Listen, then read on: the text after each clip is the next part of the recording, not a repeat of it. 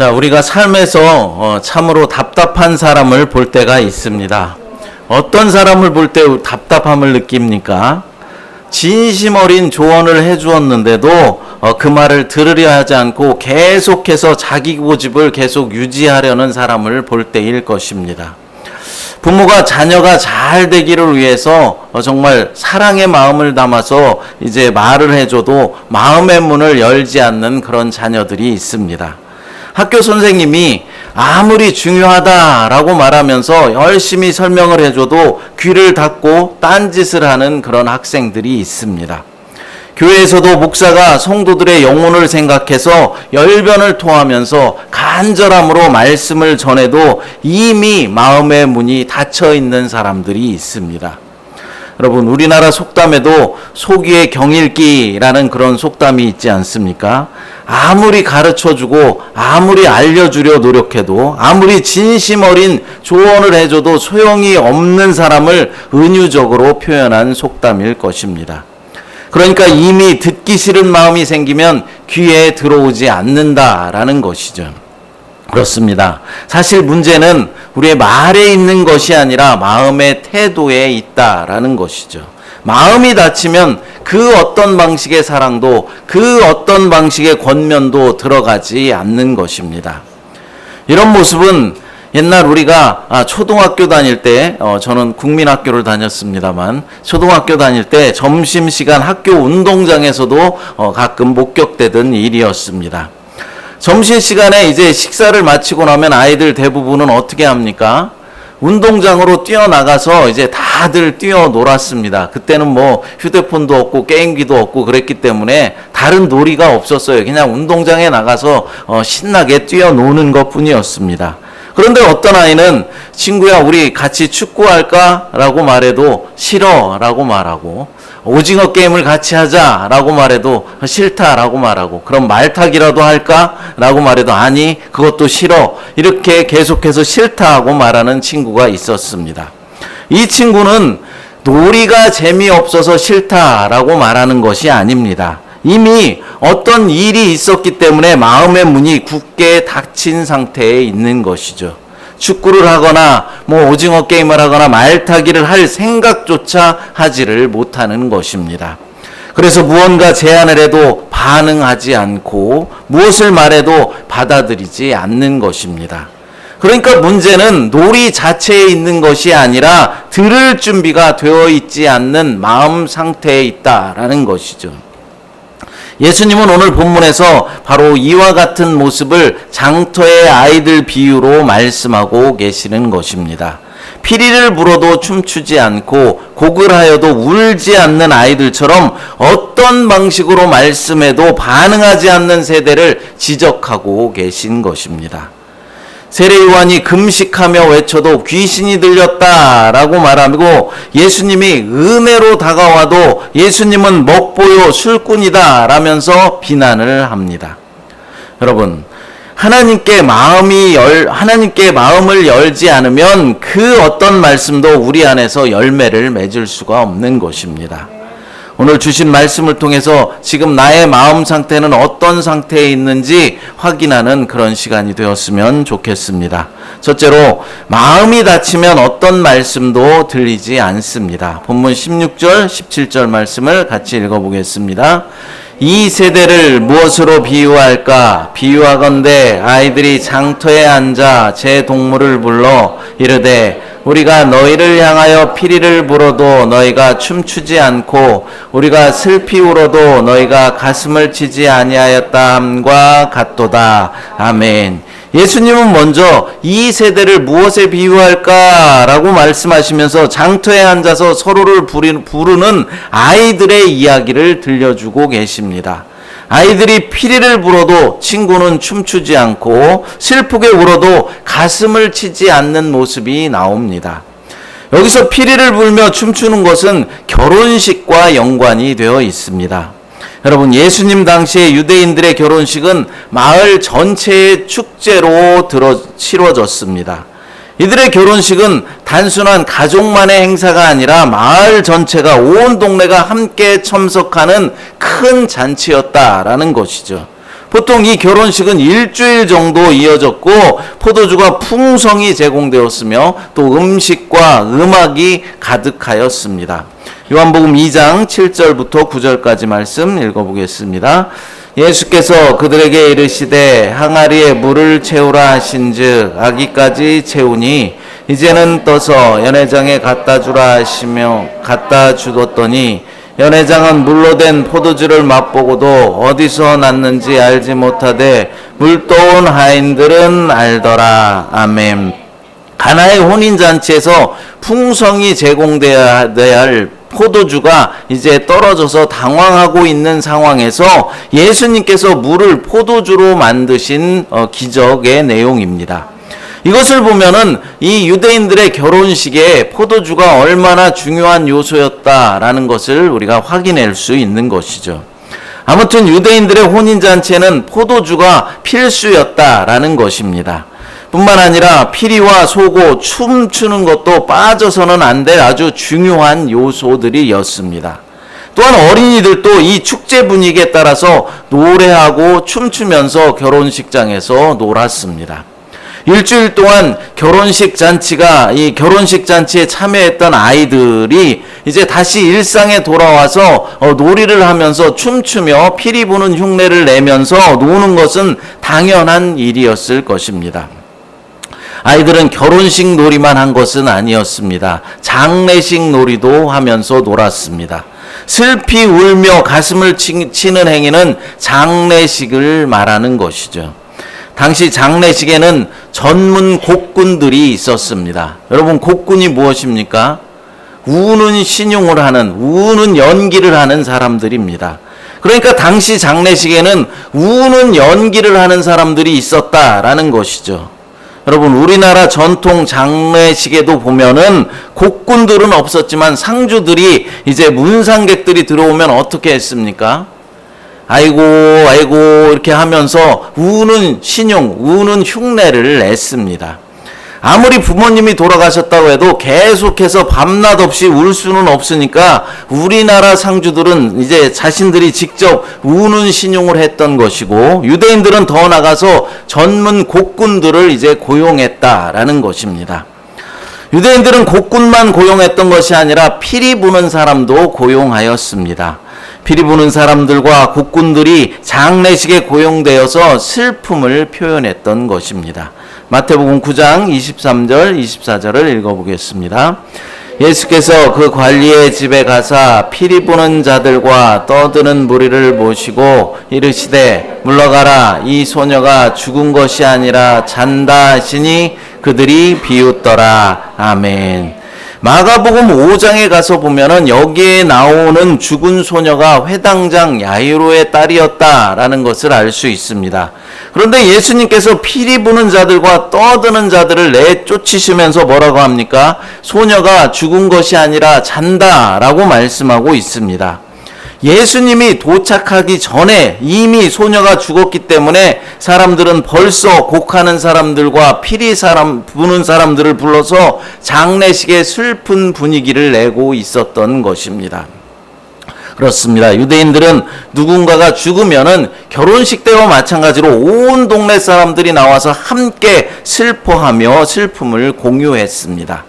아이들도 자연스럽게 장례식을 보고 피리 부는 흉내를 내고 또 그 모습을 따라했다라는 것이죠. 그러므로 당시 아이들의 결혼식 놀이와 그리고 장례식 놀이는 너무나도 자연스러운 광경이었고 어디서나 쉽게 볼 수 있는 그런 풍경이었다라는 것이죠. 그럼 예수님께서 말씀하신 피리를 불어도 춤추지 않고 곡하여도 가슴을 치지 않는 세대란 무엇을 말씀하고 있는 것일까요? 바로 세례 요한과 예수님의 사역에 대해서 무반응하는 사람들에 대해서 말씀하고 있는 것입니다. 여러분, 세례 요한은 어떤 사역을 했던 사람입니까? 본문 18절을 같이 읽어보겠습니다. 요한이 와서 먹지도 않고 마시지도 아니하며 그들이 말하기를 귀신이 들었다 하더라. 아멘. 요한은 먹지도 않고 마시지도 아니하였다라고 말씀하고 있습니다. 여러분, 요한이 진짜로 먹은 것은 무엇이고 요한은 어떤 옷을 입고 다녔습니까? 요한이 먹은 것은 메뚜기와 석청을 먹었다라고 말하고 옷은 낙타토롯을 입고 가죽의 허리띠 가죽띠를 메었다라고 하였습니다. 이것은 금욕과 절제를 나타내고 있는 것이죠. 그러니까 금욕주의를 지향했던 것이 바로 세례 요한의 사역이었습니다. 반면에 예수님의 사역은 어땠습니까? 본문 19절을 읽어보겠습니다. 인자는 와서 먹고 마심에 말하기를 보라 먹기를 탐하고 포도주를 즐기는 사람이요. 세리와 죄인의 친구로다 하니 지혜는 그 행한 일로 인하여 옳다함을 얻느니라. 아멘. 예수님은 와서 먹고 마셨다라고 말하고 있습니다. 실제로 예수님은 잔치 자리에 참여를 많이 하셨고 죄인들과 함께 먹고 마시기를 주저하지 않으셨습니다. 그러니까 세례 요한은 금식하면서 경건한 모습이었던 반면에 예수님은 잔치의 기쁨을 상징하듯이 죄인들과 함께 먹고 마시셨습니다. 근데 당시의 사람들은 요한의 모습을 보고는 귀신이 들렸다라고 말하며 비난하고 예수님의 모습을 보고는 먹기를 탐하고 포도주를 즐기는 사람이다라고 말하면서 비난하였습니다. 즉 기쁨의 피리를 불어도 반응하지 않고 슬픔의 고굴에도 반응하지 않는 완고한 사람들의 마음을 그리고 있는 것입니다. 예수님과 요한의 사역은 이처럼 방식이 완전히 달랐다라는 것이죠. 요한은 금식하고 절제하는 삶, 광야에서 회개를 외치는 매우 엄격한 선지자였습니다. 반면에 예수님은 심판보다는 은혜를, 거리두기보다는 가까이 하심을 통해서 죄인들과 함께 하시며 그 죄인들을 품으셨습니다. 두 사람의 사역 방식이 이처럼 완전히 달랐다라는 것이죠. 그런데도 사람들은 요한도 거절하고 예수님도 거절했던 것입니다. 이것은 무엇을 의미합니까? 문제는 전달 방식에 있는 것이 아니라 듣는 사람의 마음에 있다라는 것이죠. 이미 거부하려는 마음을 가진 사람들에게는 어떤 설교도 어떤 방식의 목양도 열매 맺을 수 없다라는 것입니다. 예수님께서 말씀하십니다. 이 세대가 바로 그렇다. 어떤 말씀도 어떤 은혜도 들어가지 않는다. 여러분, 예수님의 이 말씀은 지금 우리들에게도 주시는 말씀임을 우리는 명심해야 합니다. 말씀을 좀 강하게 선포할 때가 있습니다. 그러면 어떻게 말합니까? 너무 부담스럽다 말하고 너무 율법적이다 라고들 말합니다. 위로의 말씀을 전하면 깊이가 없다, 은혜가 없다 라고 말합니다. 설교가 조금 길어지면 너무 지루하다 라고 말하고 설교가 조금 짧아지면 목사님이 요즘 연구를 안 하신다 라고들 말합니다. 그러나 여러분, 문제는 설교의 길이에 있는 것이 아니죠. 말씀이 무거운지 가벼운지에 있는 것이 아닙니다. 이미 마음의 문이 닫혀 있는 것이 문제라는 것입니다. 마음의 문이 닫혀 있으면 그 어떤 말씀도 들어갈 수 없고 그 어떤 말씀도 은혜가 될 수 없는 것입니다. 여러분, 강한 말씀을 들으면 어떻게 하면 되겠습니까? 회개하면 되는 것입니다. 부드러운 위로의 말씀을 들으면 그 은혜에 감사하면 되는 것입니다. 주님은 말씀하십니다. 누구든지 들을 귀 있는 자는 들을지어다. 여기서 들을 귀는 귀의 기능을 말하는 것이 아니라 우리 마음의 상태를 말하고 있는 것이죠. 그러니까 우리의 영의 마음밭을 활짝 열어놓고 주님의 말씀에 귀 기울여야 한다라는 것입니다. 사랑하는 여러분, 마음이 닫혀버리면 하나님의 가장 큰 사랑도 하나님의 가장 또렷한 경고도 들리지 않습니다. 설교가 좋은지 나쁜지 그것이 중요한 것이 아니라 내 마음이 열려 있는지가 더 중요하다라는 사실이죠. 여러분, 지금 여러분의 마음 상태는 어떻습니까? 여러분의 마음은 열려 있는 상태에 있으십니까? 둘째로 지혜는 결국 열매로 증명됩니다. 본문 19절을 다시 한번 읽어보겠습니다. 인자는 와서 먹고 마심에 말하기를 보라 먹기를 탐하고 포도주를 즐기는 사람이요 세리와 죄인의 친구로다 하니 지혜는 그 행한 일로 인하여 옳다함을 얻느니라. 아멘. 예수님은 마지막에 이렇게 말씀하고 계십니다. 지혜는 그 행한 일로 인하여 옳다함을 얻느니라. 헬라어 원문으로 보면은 지혜가 낳은 자녀들로 말미암아서 그 지혜가 드러난다라는 의미입니다. 그러니까 사람들의 비난이 진리를 가리는 것이 아니라 시간이 지나가 열매가 나타날 때가 되면은 진짜가 드러난다라는 것이죠. 여러분들은 빈센트 반 고라는 화가에 대해서 잘 알고 계실 것입니다. 그는 네덜란드 남부의 시골 마을 출신이었으며 서양 미술사에 있어서 가장 위대한 화가 중 한 사람이었고 20세기 미술에 지대한 영향을 미쳤던 사람이었습니다. 그러나 그가 살아생전에 그의 작품은 거의 잘 팔리지를 않았고 동시대 사람들로부터는 제대로 된 평가를 받지를 못했습니다. 이건 미친 그림 아니냐라는 비난도 받아야 했습니다. 하지만 그는 포기하지 않고 계속해서 작품 활동에 열중을 했습니다. 결국 그가 남긴 작품들은 그가 죽은 후에야 재평가되기 시작했죠. 세계 미술사에 큰 영향을 끼치게 되었습니다. 그의 그림 한 점 한 점이 수많은 사람들에게 감동과 영감을 주게 되었고 예술의 기준과 미적 감수성을 확장시켰습니다. 화가 빈센트 반 고의 삶과 작품은 비난은 결코 진리를 가릴 수 없다. 시간이 지나 열매가 나타날 때 진짜가 드러난다라는 오늘 본문의 진리를 실제로 보여주는 예일 것입니다. 그렇습니다. 사람들의 평가보다 하나님의 진리와 지혜가 낳은 열매가 더욱더 중요한 것입니다. 바로 세례 요한의 사역이 그랬다는 것이죠. 예수님의 은혜 사역이 그랬습니다.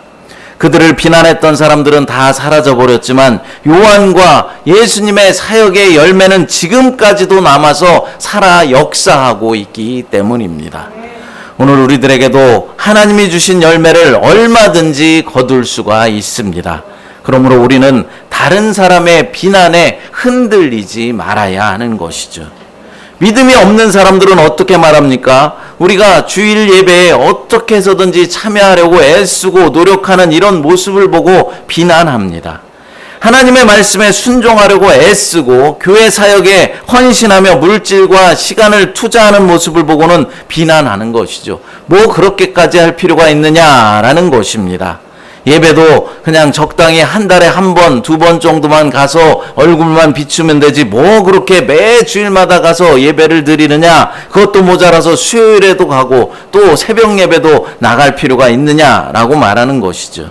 교회 봉사나 헌신도 마찬가지입니다. 그냥 적당히 하고 내 시간을 즐겨라 라고들 말합니다.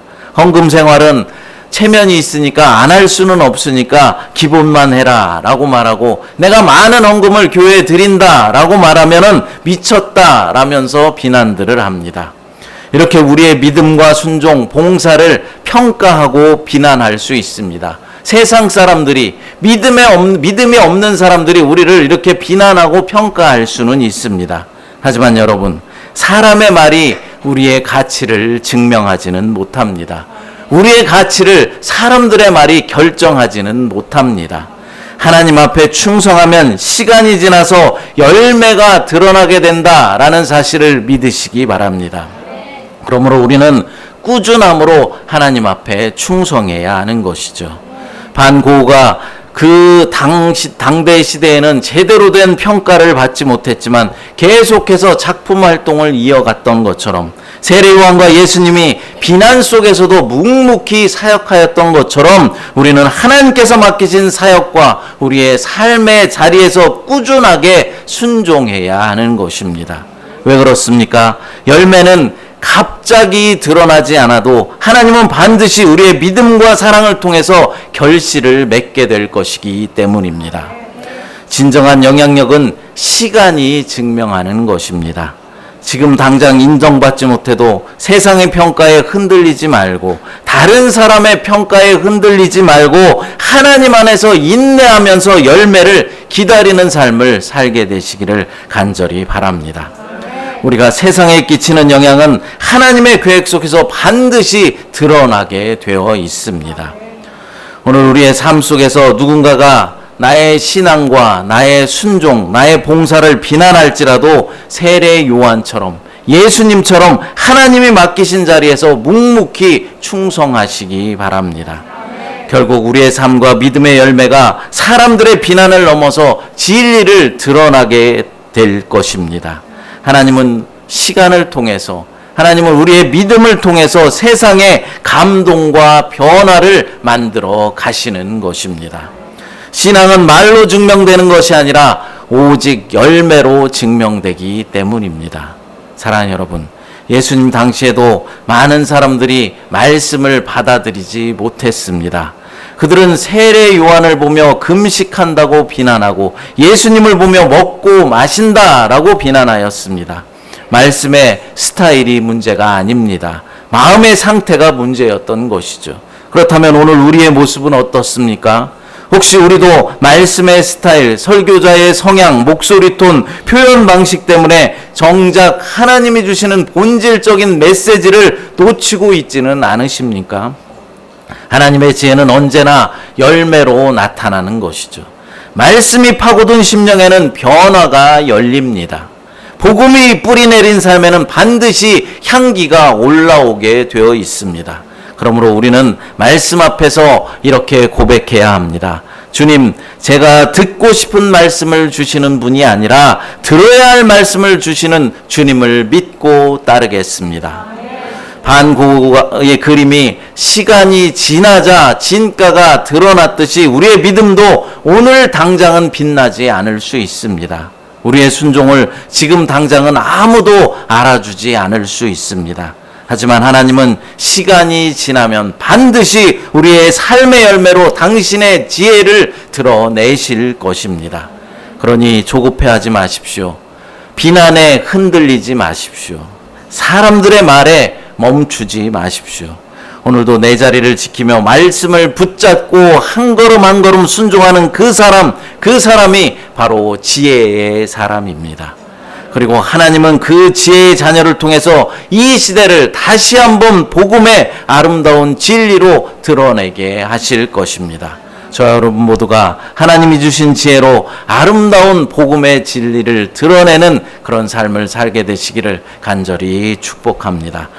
주나의 모습 보내 찬양 부르시고 함께 합심하여 기도하겠습니다.